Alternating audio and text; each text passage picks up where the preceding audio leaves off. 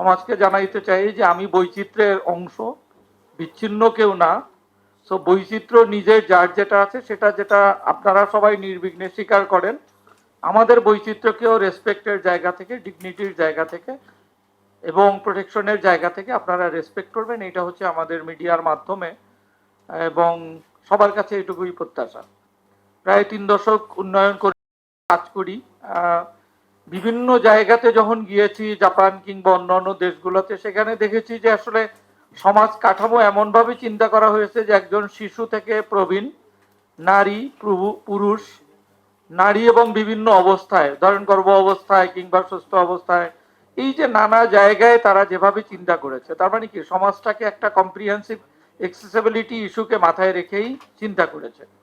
তো আমি আসলে প্রসেসের মধ্যেই থাকতে চাই। কৃতজ্ঞতা জানাই ইলেকশন কমিশনের কাছে যে অন্য অন্য বছরের তুলনায় এই বছর ইলেকশন কমিশন একটু বেশি নড়ে চড়ে বসেছে। একজন প্রতিনিধি আছেন এখানে।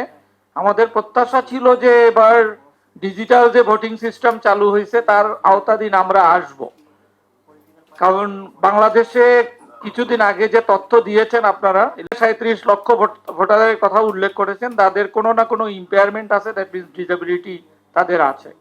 এটা মিন করে যে পৃথিবীর অনেক দেশের মোট জনসংখ্যার চেয়েও বাংলাদেশে ভোটার প্রতিবন্ধী মানুষের সংখ্যা অনেক বেশি। তো তাদের ন্যায্যতা এবং তাদের সমতার জায়গা থেকে কি হবে সেটা নিয়ে আমাদের কথা।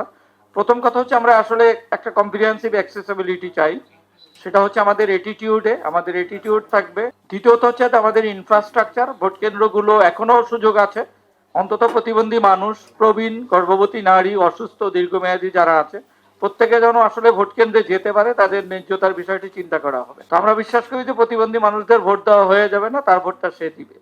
যে দেখতে পায় না সে তার গাইড নিয়ে যাবে, তার গাইড সহই ভোট দিবে। যার কেয়ার গিভার সাপোর্ট লাগবে সে কেয়ার গিভার নিয়ে যাবে, লাইক যাদের ফিজিক্যাল ডিসেবিলিটি আছে, স্পিচ হিয়ারিং ডিসেবিলিটি আছে, ইন্টারপ্রেটার সাপোর্ট লাগবে, এটা নিয়ে যাবে।